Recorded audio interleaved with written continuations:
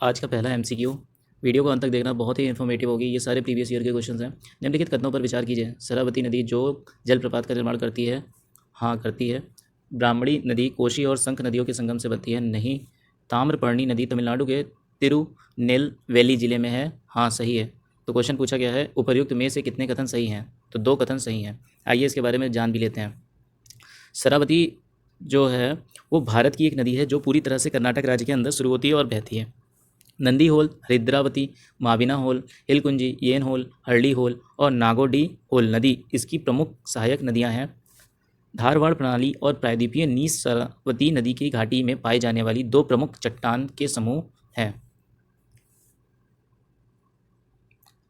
शरावती अपने स्रोत से लगभग 18 मील यानी 29 किलोमीटर ऊपर की ओर 230 फीट 70 मीटर की चौड़ाई तक होती है, जो 830 फुट 250 मीटर की आश्चर्यजनक गिरावट से पहले 4 शानदार झरनों में विभाजित होती है, जिन्हें जोग झील के रूप में जाना जाता है। तो पहले ऑप्शन में यही कहा गया था कि शरावती नदी जोग जलप्रपात का निर्माण करती है, तो ये बात सत्य है।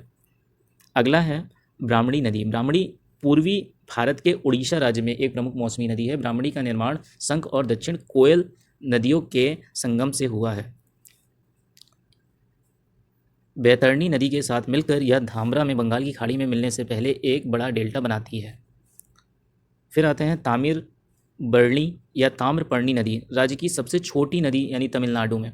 तामिर बरणी अम्बा समुद्रम तालुक में पश्चिमी घाट की पोथीगई पहाड़ियों से शुरू होती है। यह तिरुनेलवेली और थूथुकुडी जिलों से होकर बहती है और कोरकाई तिरुनेलवेली जिले में खाली होकर मन्नार की खाड़ी बंगाल की खाड़ी में मिलती है। तो ये था पहले क्वेश्चन का एक्सप्लेनेशन आपका, क्योंकि यहाँ पे दिया गया था कि कोसी नहीं है। शंख नदी तो है लेकिन कोसी नहीं है। ठीक है। ताम्रपर्णी नदी तमिलनाडु में बहती है, तिरुनेलवेली जिले में। तो इस तरीके के क्वेश्चन आजकल डाले जा रहे हैं, तो इसलिए मैंने पहला क्वेश्चन ही यही डाल दिया और इसका एक्सप्लेनेशन भी दे दिया है। अगला क्वेश्चन है आपके पास एमसीक्यू का, निम्नलिखित में से कौन सा अम्ल टमाटर में मुख्य रूप से पाया जाता है? तो ऑक्जेलिक अम्ल। ऑक्जेलिक अम्ल टमाटर में पाया जाता है। निम्नलिखित में से किस ग्रह का घनत्व सबसे अधिक है? बुध, शुक्र, बृहस्पति, पृथ्वी। तो पृथ्वी। अगला क्वेश्चन है फिर कथन के ऊपर है, स्वामी दयानंद सरस्वती जी के लिए कौन सा कथन सत्य है? देवी देवताओं की मूर्तियों की पूजा का विरोध किया। हाँ। वेदों को अचूक माना। एकदम सही। इन्होंने कहा था वेदों की ओर लौटो। ईश्वरचंद विद्यासागर से मिले थे और चर्चा की थी। ये भी सही है। तो ऊपर दिए गए कथनों में से कौन सा कथन सही है?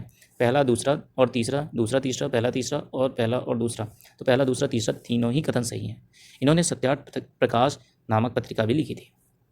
नाइट्रोजन के निम्नलिखित ऑक्साइडों में से कौन सा एक नाइट्रिक अम्ल के एनहाइड्रेट के रूप में जाना जाता है? एनहाइड्रेट का मतलब होता है जिसमें पानी ना हो, तो N2O5। निम्नलिखित में से कौन सी विशेषता उपनिवेशी भारत में रेलवे की नहीं थी? तो 15% की गारंटीड ब्याज पर ब्रिटिश पूंजी निवेश को आमंत्रित किया गया था, जो ज़रूरत होने पर भारतीय राजस्व से देय होना था। ये बात नहीं थी रेलवे के लिए। अब आते हैं अगले क्वेश्चन पे। अगला क्वेश्चन आपका ये वाला है, कोरोलियोसिस प्रभाव किसका परिणाम है? दाब प्रवणता, पृथ्वी के अक्ष की दूरी, पृथ्वी का घूर्णन, पृथ्वी का परिक्रमण, पृथ्वी का घूर्णन। अगला क्वेश्चन है, हुमायूं नामा की रचयिता निम्नलिखित में से कौन थी? रोशन आरा बेगम, रुकैया सुल्तान बेगम, गुलबदन बेगम, गोहर बेगम। तो गुलबदन बेगम। निम्नलिखित नेताओं में से किसने इंडियन होम रूल लीग की शुरुआत करी? तो बाल गंगाधर तिलक जी ने। निम्नलिखित में से कौन भारतीय सिविल सेवा के लिए अर्हता प्राप्त करने वाला पहला भारतीय था? सत्येंद्र नाथ टैगोर।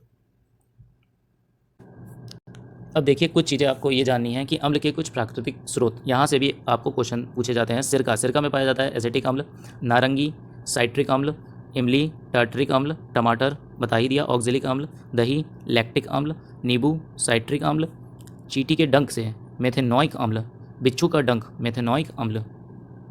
अगला क्वेश्चन है, गर्म और शुष्क रेगिस्तानी क्षेत्र के ऊपर वायु द्रव्यमान के लिए निम्नलिखित में से कौन सा प्रतीक सही प्रतिनिधित्व करता है? तो CT। पोंगल एक फसल उत्सव को समर्पित है। सूर्यदेव।